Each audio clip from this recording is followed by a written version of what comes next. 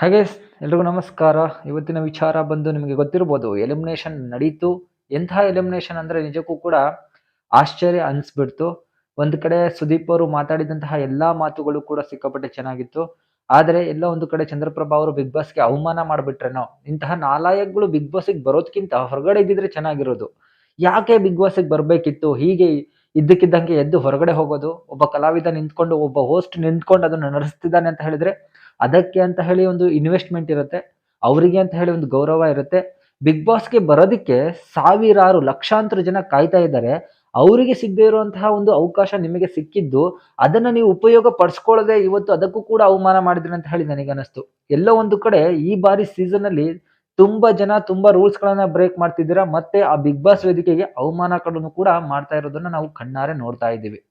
So ನಿಮಗೆ ಗೊತ್ತಿರ್ಬೋದು, ಈ ವಾರದಲ್ಲಿ ಸಂಪೂರ್ಣವಾಗಿ ಎಲ್ರಿಗೂ ಕೂಡ ಕ್ಲಾಸ್ ಅನ್ನ ತಗೊಂಡ್ರು ಸುದೀಪ್ ಅವರು. ತುಂಬಾ ಚೆನ್ನಾಗಿತ್ತು. ಅದ್ರಲ್ಲೂ ಕೂಡ ಅಶ್ವಿನಿ ಗೌಡ ಅವರ ಒಂದು ಮೊಂಡು ವಾದ ಅಂತ ಅನ್ಬೋದು. ಡೈರೆಕ್ಟ್ ಆಗಿ ಹೇಳೋ ವಿಚಾರಗಳನ್ನ ಇಂಡೈರೆಕ್ಟ್ ಆಗಿ ತಿಳಿಸುವಂತದ್ದು. ನಂತರ ಸುದೀಪ್ ಅವರು ಅದಕ್ಕೆ ಕ್ಲೀನ್ ಆಗಿ ಒಂದು ವೇದಿಕೆಯನ್ನ ಹಾಕಿ ನಂತರ ಅವರ ಬಾಯಿಂದಾನೇ ಅದನ್ನ ತಾನೇ ತಪ್ಪು ಮಾಡಿದ್ದು ಅಂತ ಹೇಳಿಸಿದ್ದು ಸಿಕ್ಕಾಪಟ್ಟೆ ಚೆನ್ನಾಗಿತ್ತು. ಕೊನೆಗೂ ಕೂಡ ರಕ್ಷಿತನ್ನ ನಾನು ಡೈರೆಕ್ಟ್ ಆಗಿ ಇಂಡಿವಿಜುವಲ್ ಆಗಿ ಟಾರ್ಗೆಟ್ ಮಾಡಿದೆ, ಬೇಕು ಅಂತಾನೆ ಅವಳಿಗೆ ಅವಮಾನ ಮಾಡಿದೆ ಅಂತಾನೂ ಕೂಡ ಅಶ್ವಿನಿ ಗೌಡ ಅವರು ಕೊನೆಯಲ್ಲಿ ಒಪ್ಕೊಂಡ್ರು. ಸೊ ಇದೆಲ್ಲದೂ ಆ ನಡುವೆ ಈ ಸೂರಜ್ ಅನ್ನೋ ಒಂದು ವಿಚಾರ ಅಂತ ಬಂದ್ರೆ ಸಿಕ್ಕಾಪಟ್ಟೆ ಇಷ್ಟ ಆಗ್ತಾ ಇದ್ದಾನೆ ಜನಕ್ಕೆ. ಸೊ ಅಶ್ವಿನಿ ಗೌಡಗೆ ಊಸರವಳ್ಳಿ ಅಂತ ಹೇಳಿ ಡೈರೆಕ್ಟ್ ಆಗಿ ಹೇಳುವಂತಹ ತಾಕತ್ತು ಬಂದಿದ್ದು ಸೂರಜ್ ಸಿಂಗ್ ಒಬ್ಬರಿಗೆ. ಸೊ ಅದಕ್ಕೋಸ್ಕರ ನಾನು ಹೇಳುವಂತದ್ದು, ಸೂರಜ್ ಸಿಂಗ್ ನ ಆದಷ್ಟು ನಾವು ಮನೆಯಲ್ಲಿ ಉಳಿಸ್ಕೊಂಡ್ರೆ ತುಂಬಾ ಎಂಟರ್ಟೈನ್ಮೆಂಟ್ ಇರುತ್ತೆ. ಮುಂದೆ ತುಂಬಾ ಒಳ್ಳೊಳ್ಳೆ ಡೈಲಾಗ್ ಗಳನ್ನು ಕೂಡ ನಾವು ಕೇಳಿಸ್ಕೋಬಹುದಾಗತ್ತೆ. ಸೊ ಈ ವಿಚಾರ ನಿಮ್ಗೆ ಹೇಗೆ ಅನ್ಸುತ್ತೆ ಅದನ್ನ ನೀವು ಕಮೆಂಟ್ ಮುಖಾಂತರ ತಿಳಿಸ್ಬೇಕು. ಆದ್ರೆ ಕಾಕ್ರೋಚ್ ಎಂತಹ ಒಂದು ಎಡವಟ್ಟು ಮಾಡ್ಕೊಂಡ್ರು ಅಂತ ಹೇಳಿದ್ರೆ, ಅವರು ಆ ಒಂದು ಏನು ಅವ್ರಿಗೆ ಪವರ್ ಕಾರ್ಡ್ ಕೊಟ್ಟಿದ್ರು, ಪವರ್ ಚೈನ್ ಅನ್ನ ಕೊಟ್ಟಿದ್ರು, ಅದನ್ನ ಈ ಒಂದು ಎಲಿಮಿನೇಷನ್ ಇಂದ ಪಾರಾಗ್ಲಿಕ್ಕೆ ಅವರು ಬಳಸಿದ್ದಾರೆ. ನನ್ನ ಪ್ರಕಾರ ಈ ವಾರ ಚಂದ್ರಪ್ರಭಂಗೆ ಓಟ್ಗಳು ಕಡಿಮೆ ಬಿದ್ದಿತ್ತು. ಎಲ್ಲೋ ಅದನ್ನ ಅವರು ಬೈ ಮಿಸ್ಟೇಕ್ ಆಗಿ ಕಳ್ಕೊಂಡ್ರು ಅಂತ ಹೇಳಿ ನನಗನ್ನಿಸ್ತು.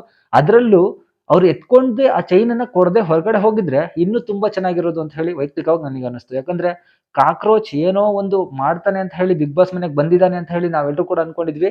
ಬಟ್ ಸಂಪೂರ್ಣವಾಗಿ ಬಕೆಟ್ ಕಾಕ್ರೋಚ್. ಸೊ ಕಾಕ್ರೋಚ್ ಸುದ್ದಿ ಅನ್ನೋದಕ್ಕಿಂತ ಬಕೆಟ್ ಸುದ್ದಿ ಅಂತ ಹೇಳಿ ಹೆಸರಿಟ್ರೆ ಮಾತ್ರ ಅದ್ಭುತವಾಗಿರುತ್ತೆ. ಬಕೆಟ್ ಸುದ್ದಿ ಅನ್ನೋದು ಬಿಗ್ ಬಾಸ್ ಇಂದ ಬಂದಿರುವಂತಹ ಒಂದು ಅದ್ಭುತವಾದ ಹೆಸರು ಅಂತಾನೆ ಸುದ್ದಿ ಅವರಿಗೆ ಹೇಳ್ಬೋದು.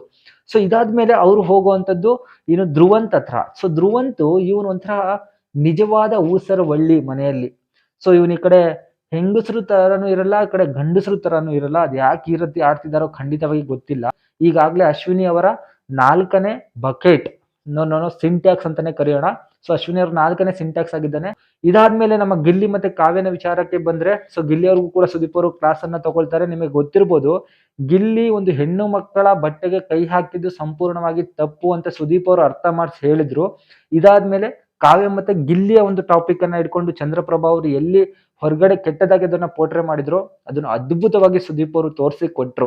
ಸೊ ಅದು ಸಿಕ್ಕಾಪಟ್ಟೆ ಇಷ್ಟ ಆಯ್ತು.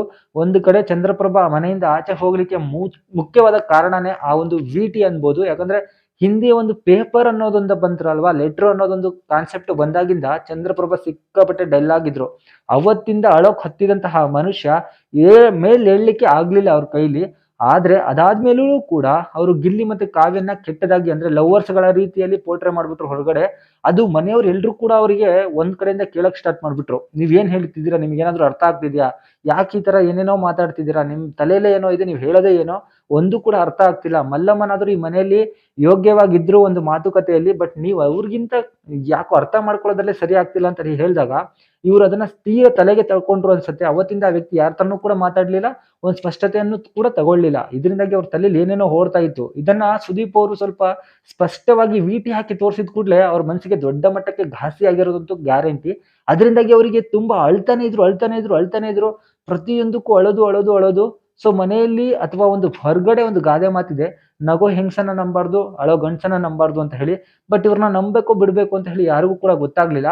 ಬಟ್ ವೋಟಿಂಗ್ ಅಲ್ಲೂ ಕೂಡ ಜನಗಳು ಇವ್ರನ್ನ ಸಂಪೂರ್ಣವಾಗಿ ಕೈ ಬಿಟ್ಬಿಟ್ಟಿದ್ರು. ನನ್ನ ಪ್ರಕಾರ ಈ ವಾರ ಅವರು ಏನೇ ಒಂದು ಕಾರ್ಡನ್ನ ಬಳಸ್ತಾ ಇದ್ರು ಕೂಡ ಕಾಕ್ರೋಚ್ ಉಳ್ಕೊಂಡಿರೋರು, ಚಂದ್ರಪ್ರಭಾ ಮನೆಗೆ ಹೋಗಿರೋರು. ಸೊ ಅದ್ರಲ್ಲೂ ಕೂಡ ಆ ವೇದಿಕೆಗೆ ಅವಮಾನ ಮಾಡಿ ಹೋಗಿದಂತದ್ದು ನಿಜಕ್ಕೂ ಕೂಡ ಅದು ಒಳ್ಳೇದಲ್ಲ. ಯಾಕಂದ್ರೆ ಚಂದ್ರಪ್ರಭಾ ಈ ಹಿಂದೆ ಗಾರೆ ಕೆಲಸ ಮಾಡ್ತಿರುವಂತಹ ವಿಡಿಯೋಗಳು ಕೂಡ ವೈರಲ್ ಆಗಿತ್ತು. ಅವರು ಕಲರ್ಸ್ ಕನ್ನಡದಲ್ಲಿ ಕೆಲಸ ಮಾಡ್ತಿದ್ದಾರೆ ಅಂತ ಹೇಳಿ ಒಂದೇ ಒಂದು ಕಾರಣಕ್ಕೆ ಕಲರ್ಸ್ ಕನ್ನಡ ಅವರಿಗೆ ಬಿಗ್ ಬಾಸ್ ಅಲ್ಲಿ ಒಂದು ಅವಕಾಶ ಕೊಡ್ತು. ಅದು ಕೂಡ ಕಾಮಿಡಿ ಅನ್ನೋ ಒಂದು ಕೆಟಗರಿಯನ್ನ ಯೂಸ್ ಮಾಡಿಕೊಂಡು ಬಿಗ್ ಬಾಸ್ ಮನೆಯಲ್ಲಿ ಸ್ವಲ್ಪ ಮನೋರಂಜನೆಯನ್ನ ಕೊಡ್ಲಿ ಅಂತ ಹೇಳಿ.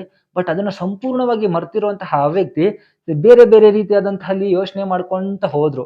ಸೊ ಅವ್ರನ್ನ ಕಾಮಿಡಿ ಎಪಿಸೋಡ್ಗಳಲ್ಲಿ ನೋಡಿರೋದೇ ಬೇರೆ, ಬಿಗ್ ಬಾಸ್ ಮನೆಯಲ್ಲಿ ನೋಡಿದ್ದೇ ಬೇರೆ ಜನ. ಸೊ ಈ ವ್ಯಕ್ತಿ ಹಾಕೋ ಸರಿ ಹೊಂದಾಣಿಕೆನೇ ಆಗ್ತಿಲ್ಲ, ಈ ಮನೆಯಲ್ಲಿ ಕಾಣಿಸ್ಕೊತಾನೆ ಇಲ್ಲ. ಕೇವಲ ಗಿಲ್ಲಿ ಗಿಲ್ಲಿ ಗಿಲ್ಲಿ ಕಾವ್ಯ ಕಾವ್ಯ ಕಾವ್ಯ ಅವರನ್ನ ಕೆಟ್ಟದಾಗಿ ತೋರಿಸುವಂತದ್ದನ್ನೇ ಮಾಡ್ಕೊಂತ ಬಂದ್ಬಿಟ್ಟ. ಸೊ ಅದು ಅಷ್ಟೇ ಅಲ್ಲದೆ ಸತೀಶ್ ಅವರು ಈ ಮನೇಲಿ ಇದ್ದಿದ್ರೆ ಅವ್ರು ಡಿಸರ್ವ್ ಇದ್ರು, ಇವ್ರಿಗಿಂತ ಸತೀಶ್ ಅವ್ರ ಮನೆಗೆ ಇರ್ಬೇಕಿತ್ತು. ಬಟ್ ಅವ್ರನ್ನ ಮನೆಗೆ ಕಳ್ಸಿದ ನಂತರ ನನಗೆ ಇವತ್ತು ಸಮಾಧಾನ ಆಯ್ತು ಅಂತ ಹೇಳಿದಂತಹ ವ್ಯಕ್ತಿ ಮನೆಯಲ್ಲಿ ಜನಗಳಿಗೆ ಏನಂತಾನೂ ಕೊಡ್ಲಿಲ್ಲ, ಒಂದೇ ಒಂದು ವಿಚಾರವನ್ನು ಕೂಡ ತಿಳಿಸುವಂತಹ ಪ್ರಯತ್ನವನ್ನ ಮಾಡ್ಲಿಲ್ಲ. ಸೊ ಕಾಮಿಡಿ ಕೆಟಗರಿಯಿಂದ ಹೋದವರು ಕಾಮಿಡಿ ಮಾಡಬೇಕಿತ್ತೆ ಹೊರತು ಅವ್ರು ಸುದೀಪ್ ಅವ್ರ ಮುಂದೆ ಹೇಳಿದ್ ಒಂದೇ, ನನಗೆ ಈ ಮನೇಲಿ ಹೇಗಿರ್ಬೇಕು ಅಂತ ಗೊತ್ತಾಗ್ತಾ ಇಲ್ಲ, ನನಗೆ ಬಿಗ್ ಬಾಸ್ ಅರ್ಥ ಆಗ್ತಾ ಇಲ್ಲ ಅಂತ ಹೇಳಿ.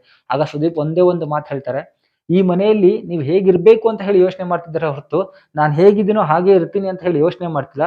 ದಯವಿಟ್ಟು ಹಾಗೆ ಯೋಚನೆ ಮಾಡಿ, ಜನಗಳು ನಿಮ್ಮನ್ನ ಹಾಗೆ ಇಷ್ಟಪಡ್ತಿರೋದು, ನಾವು ಅದಕ್ಕೆ ನಿಮಗೆ ಕಳಿಸಿರೋದು ಅಂತ ಹೇಳಿ.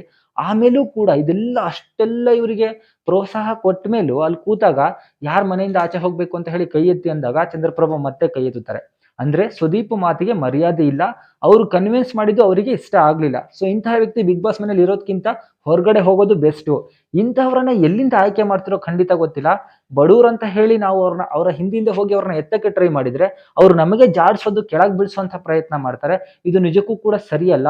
ಚಂದ್ರಪ್ರಭಾನಂತಹ ವ್ಯಕ್ತಿಯ ಮೇಲೆ ಯಾರು ಕೂಡ ಕನಿಕರ ತೋರಿಸೋದು ನಿಜಕ್ಕೂ ಕೂಡ ಅದಕ್ಕೆ ಲಾಯಕ್ಕೆ ಇಲ್ಲ ಅವರು ಅಂತ ಹೇಳಿ ನಾನು ಇಷ್ಟಪಡ್ತೀನಿ. ಯಾಕಂದ್ರೆ ಅಲ್ಲಿ ದುಡ್ಡು ಸಿಗ್ತಾ ಇದೆ, ಊಟ ಸಿಗ್ತಾ ಇದೆ, ನೇಮ್ ಸಿಗ್ತಾ ಇದೆ, ಫೇಮ್ ಸಿಗ್ತಾ ಇದೆ, ಇನ್ನೇನ್ ಬೇಕಿತ್ತು? ಅಲ್ಲಿ ಆಟ ಆಡ್ಬೇಕಿತ್ತು. ಇನ್ನೊಬ್ಬ ವ್ಯಕ್ತಿನ ಕೆಳಗೆ ಹಾಕೋದ್ಕಿಂತ ತನ್ನ ವ್ಯಕ್ತಿತ್ವವನ್ನ ತೋರಿಸಿದ್ರೆ ಅಲ್ಲಿ ಇನ್ನೂ ತುಂಬಾ ದಿನಗಳ ಕಾಲ, ಮಿನಿಮಮ್ ಏನಿಲ್ಲ ಅಂದ್ರೂ 80 ರಿಂದ 90 ದಿನಗಳ ಕಾಲ ಚಂದ್ರಪ್ರಭಾನ ಕೆಪಾಸಿಟಿಗೆ ಆ ಮನೆಯಲ್ಲಿ ಇರ್ಬೋದಿತ್ತು. ಸೊ ತುಕಾಲಿ ಸಂತು ಅವರನ್ನ ನೀವು ಸ್ವಲ್ಪ ಅಬ್ಸರ್ವ್ ಮಾಡಿದ್ರೆ ಗೊತ್ತಿರ್ಬೋದು. ತುಕಾಲಿ ಸಂತುನು ಕೂಡ ಕೇವಲ ಒಂದು ಮಾತುಕತೆಯಿಂದ ಅಥವಾ ವರ್ತೂರ್ ಸಂತೋಷ್ ಅವರ ಜೊತೆಗೆ ಕೂತ್ಕೊಂಡು ಬಿಗ್ ಬಾಸ್ ಮನೇಲಿ ಫೈನಲ್ ಗಂಟ ಬಂದ್ಬಿಟ್ರು. ನಿಮಗೆ ಗೊತ್ತಿರ್ಬೋದು, ಅವರಿಬ್ರು ಬಿಟ್ರೆ ಬೇರೆ ಏನು ಕೂಡ ನಡೆಸ್ತಾ ಇರ್ಲಿಲ್ಲ, ಕೇವಲ ಕಾಮಿಡಿಗಳನ್ನ ಮಾಡ್ತಿದ್ರು. ಇವರು ಕೂಡ ಗಿಲ್ಲಿ ಜೊತೆಗೆ ಚೆನ್ನಾಗಿ ಇದ್ದಿದ್ರೆ 100% ಮನೆಯಲ್ಲಿ ಏನಿಲ್ಲ ಅಂದ್ರೂ ಫೈನಲ್ಗೂ ಹೋಗುವಂತ ಕ್ಯಾಂಡಿಡೇಟ್ ಅಂತಾನೆ ನಾವು ಅನ್ಬೋದಿತ್ತು. ಬಟ್ ಇವರು ಗಿಲ್ಲಿಯನ್ನ ವಿರೋಧವಾಗಿ ತಗೊಂಡ್ರು, ಅವನ ಕಾಮಿಡಿಯನ್ನ ಅರ್ಥ ಮಾಡ್ಕೊಳ್ಳಿಲ್ಲ, ಅದನ್ನ ಪರ್ಸನಲ್ ಆಗಿ ತಗೊಂಡ್ರು, ಕಾವ್ಯನ ತಂಗಿ ರೀತಿ ತಗೊಂಡ್ರು, ಗಿಲ್ಲಿನ ಅವನ ಕಾಮಿಡಿಗಳನ್ನ ಎಲ್ಲೋ ನನ್ನನ್ನ ತುಳಿತಿದ್ದಾನೆ ಅನ್ನೋ ರೀತಿಯಲ್ಲಿ ತಗೊಂಡು ಗಿಲ್ಲಿ ಗಿಲ್ಲಿ ಯಾವುದೇ ವಿಚಾರ ಬಂದ್ರು ಗಿಲ್ಲಿಯನ್ನ ಮೂಲೆಗೆ ಮಾಡುವಂಥದ್ದು, ನಾಮಿನೇಟ್ ಮಾಡುವಂಥದ್ದು ಅಥವಾ ನೆಗೆಟಿವ್ ತಂದು ಕೂರಿಸುವಂತ ಕೆಲಸವನ್ನ ಮಾಡ್ಬಿಟ್ರು. ಅದು ಎಲ್ಲೋ ಒಂದು ಕಡೆ ಇವರಿಗೆ ನೆಗೆಟಿವ್ ಆಗಿ ಹೊಡೆದಿರುವಂತ ಹೊಡೆತಕ್ಕೆ ಇವರು ಮನೆಯಿಂದ ಆಚೆ ಹೋಗ್ಲಿಕ್ಕೆ ನೇರ ಕಾರಣ ಆದ್ರು ಅಂತ ಹೇಳಿ ವೈಯಕ್ತಿಕವಾಗಿ ನನಗನ್ನಿಸ್ತು. ಸೊ ಈ ರೀಸನ್ ಇಟ್ಕೊಂಡು ಇಂತಹ ಕಲಾವಿದರನ್ನ ಮುಂಚೆನೆ ಕೇಳ್ಬಿಡ್ಬೇಕು. ಬಿಗ್ ಬಾಸ್ ಅಲ್ಲಿ ರೂಲ್ಸ್ ರೆಗ್ಯುಲೇಷನ್ ಗಳನ್ನ ಫಾಲೋ ಮಾಡ್ತಾನೆ ಇಲ್ಲ. ಈಗ ಒಂದು ಖಡಕ್ ವಾರ್ನಿಂಗ್ ಅನ್ನ ಸುದೀಪ್ ಅವರು ಕೊಟ್ಟಿದ್ದಾರೆ. ಅದರಲ್ಲೂ ಕೂಡ ರಿಷಾ ಗೌಡ ಅವರು ಈ ಸಲ ಉಳ್ಕೊಂಡಿದ್ದಂತೂ ಒಂದು ಕೂದಲೆಳೆ ಅಂತರದಲ್ಲಿ ಅನ್ಬೋದು.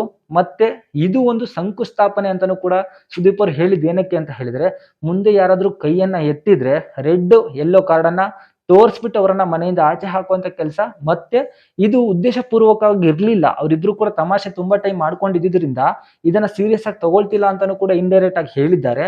ಬಟ್ ಮುಂದೆ ಯಾರೋ ಒಬ್ರು ಇನ್ನೊಬ್ರಿಗೆ ಹೊಡೆದ್ರೆ ರೆಡ್ ಯೆಲ್ಲೋ ಕಾರ್ಡ್ ತೋರ್ಸಲ್ಲ, ಅದರ ಉದ್ದೇಶವನ್ನ ಗಮನಿಸಿ ಅವರನ್ನ ಮನೆಯಿಂದ ಆಚೆ ಕಳಿಸ್ಬೇಕು ಅಥವಾ ಇನ್ನೊಂದು ಚಾನ್ಸ್ ಕೊಡ್ಬೇಕು ಅಂತ ಹೇಳಿ ಕಾದು ನೋಡ್ತಾರೆ. ಬಟ್ ಎಲ್ಲ ಒಂದು ಕಡೆ ರಿಷಾ ಅವರು ಉಳ್ಕೊಂಡಿದ್ದಾರೆ, ಬಟ್ ಒಳ್ಳೆಯ ಕ್ಯಾಂಡಿಡೇಟ್ ಅಂತಾನೆ ಅನ್ಬೋದು. ಸೊ ಅಶ್ವಿನಿ ಗೌಡನ್ನ ಮೀರಿಸುವಂತಹ ಕೆಪಾಸಿಟಿ ಇರೋದು ರೀಶನ್ಗೆ ಮಾತ್ರ ಆ ಮನೆಯಲ್ಲಿ ಹೆಣ್ಣು ಮಕ್ಕಳ ಗ್ಯಾಂಗ್ ಅಲ್ಲಿ. ಅದನ್ನ ಬಿಟ್ರೆ ಇನ್ ಯಾರು ಕೂಡ ವಿಲನ್ ಆಗ್ಲಿಕ್ಕೆ ಅಷ್ಟು ಸೂಟ್ ಆಗೋದಿಲ್ಲ. ಸೊ ಅಶ್ವಿನಿ ಮತ್ತೆ ಜಾನ್ವಿ ನಡುವೆ ಮತ್ತಷ್ಟು ಹಗೆತನ ಹುಟ್ಕೊಳ್ಳಕ್ಕೆ ಶುರು ಆಗ್ತದೆ. ಅಷ್ಟೇ ಅಲ್ಲದೆ ರಾಶಿಕನ್ ಬಗ್ಗೆನೂ ಕೂಡ ಒಂದು ಸ್ಟೇಟ್ಮೆಂಟ್ ಅನ್ನ ಅಶ್ವಿನಿ ಅವರು ಕೊಟ್ಟಿದ್ದಾರೆ. ಅದನ್ನ ಈ ವಾರ ರಾಶಿಕಾ ಹೇಗೆ ತಗೊಂಡು ಹೋಗ್ತಾರೆ ಅಂತ ಹೇಳಿ ಕಾದು ನೋಡೋಣ. ಹಲವಾರು ಅಪ್ಡೇಟ್ ಬಗ್ಗೆ ನಮ್ಮ ಚಾನಲ್ನ ಸಬ್ಸ್ಕ್ರೈಬ್ ಮಾಡ್ಕೊಳ್ಳಿ. ಹಾಗೆ ಈ ವಿಡಿಯೋದ ಬಗ್ಗೆ ನಿಮಗೆ ಏನಿಸ್ತು, ಚಂದ್ರಪ್ರಭಾ ಅವರ ಬಗ್ಗೆ ನಿಮಗೆ ಏನಿಸ್ತು, ಅದನ್ನ ಕಮೆಂಟ್ ಮುಖಾಂತರ, ಲೈಕ್ ಮುಖಾಂತರ ತಿಳಿಸಿ. Thank you.